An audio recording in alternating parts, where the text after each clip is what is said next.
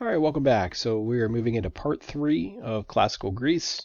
And we're going to talk quickly about the rise and fall of the Macedonians. And where we left off last time was talking about the Peloponnesian War, on how Sparta had eventually won a war over Athens. Athens' power within Greece was removed, and eventually the Golden Age in Greece disappeared. So with the Peloponnesian War over, the Greek city-states were severely weakened. And Macedonia, and eventually King Philip II, had realized this and decided that he was going to take advantage of the situation. So in 359 BC, we have Philip II, who becomes king of Macedonia, and he immediately begins conquering territory to the north. Following his success, he begins to prepare for an invasion of Greece. In 338 BC, the Macedonians defeat the Greeks at the Battle of Chaeronea, and this ended Greek independence. Next, Philip planned to invade Persia, more or less as a revenge to the previous Persian War, as Xerxes had marched through Macedonia to reach Greece. But before he could actually accomplish this, he was stabbed to death at his daughter's wedding. However, his son Alexander immediately standing up at the wedding, proclaiming himself to be the new king of Macedonia. So as we take a quick look at the map here, we can see Macedonia, the north of the Aegean Sea, the Greece cities just below. So King Philip had expanded his territory to the north and eventually turned his eyes to the south, taking over Greece, and then wanted to set his eyes onto Anatolia and beyond. Alexander, now having the opportunity, would take this challenge on for himself. So Alexander, a king at 20 years old and a previous student of Aristotle, one of the Golden Age philosophers in Greece, and under Aristotle, Alexander was knowledgeable of science, geography, and literature. Alexander was actually well known to enjoy literature so much, he especially enjoyed the stories of the Trojan War, and it was said that he actually kept a copy of Homer's Iliad under his pillow. So with Greece now secure, it was time to carry out his father's plan to conquer Persia. Just a few years later, in 335 BC, he led 35,000 soldiers into Anatolia, and Persia's King Darius III quickly sent 40,000 men to defend his territory. Alexander smashed the Persian defenses, so after his first defeat, Darius sends another 50,000 to 75,000 men, and rather than waiting to be attacked, Alexander decides to immediately attack the new group of Persians, and this takes them by surprise. The Persian king flees. Alexander successfully takes Anatolia, and at this point, King Darius realizes that he's dealing with someone that is a major threat. So King Darius III tries to negotiate a peace treaty with Alexander, but Alexander, knowing the past of the Persians, had rejected the offer and planned to conquer the entire Persian Empire. So just 3 years after beginning his conquest, Alexander marches south into Egypt, and the Egyptians welcome him with open arms and crown him Pharaoh, or God King.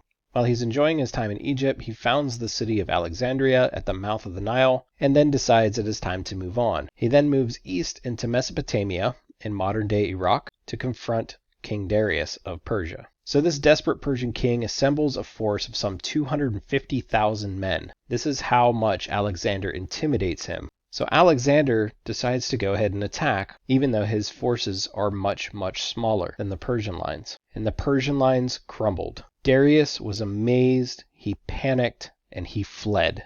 The rest of the Persian Empire is pillaged, including Babylon, and Alexander decides to burn Persepolis, which is the Persian capital at the time, and he burns it to the ground. Alexander the Great had conquered Persia. After conquering Persia, Alexander has a taste of victory and decides that he's going to continue to expand his empire. He continues to march east for 3 more years, hoping to reach the edge of the continent. His army eventually reaches the Indus Valley in modern-day Pakistan and on the edges of India, and a powerful Indian army blocked their path. Alexander wins the battle and continues marching east. At this point, his army's morale is so low because they had been fighting for over 11 years and had marched more than 11,000 miles through scorching deserts and drenching monsoon rains.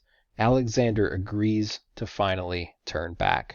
On their return, they reach Babylon, and Alexander reveals plans to organize and unify his new empire. He would construct new cities, roads, harbors, and so many other things to unify his empire. However, during this process, he becomes seriously ill and dies just a few days later. With Alexander now dead, 3 of his Macedonian generals decide to split up his territory. Antigonus becomes king of Macedonia and the Greek city-states. Ptolemy seizes Egypt and takes the title of pharaoh. And Seleucus takes over the old Persian Empire. Each of these new leaders ignore the democratic traditions of the Greek polis and govern with complete power over their subjects. Because of Alexander's conquests, a vibrant new culture emerged from the blend of Greek and other Eastern customs, and this becomes known as the Hellenistic culture.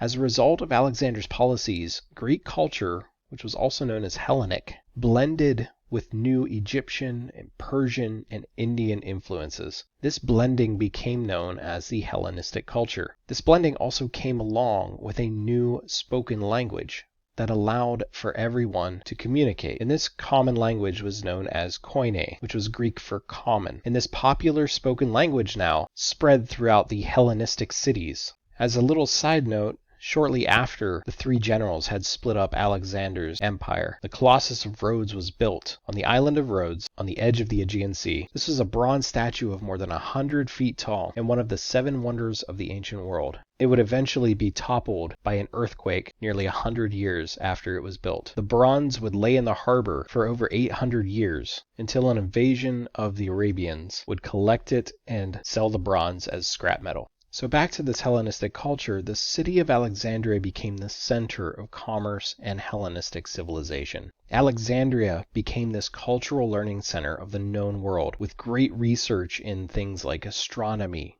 physics, and mathematics. And even one of the great scientific minds studied in Alexandria, and his name was Archimedes. Here, as we look at this map, you can see down at the bottom, we have the city of Cairo, just at the end of the Nile River, as it flows north into the Nile Delta, which is this large triangular green area. So on the western edge of the Nile Delta, we can see the city of Alexandria. The old city of Alexandria was found on a small peninsula. And we can see here a depiction of the old city of Alexandria with a large harbor and even a lighthouse for incoming ships. And finally, to end, we have a depiction of the Colossus of Rhodes watching over the harbor. Alright, so that's all we had for the Classical Greece notes. I hope you enjoyed this little taste of Greece as we move into Unit 2 and begin looking at ancient Rome.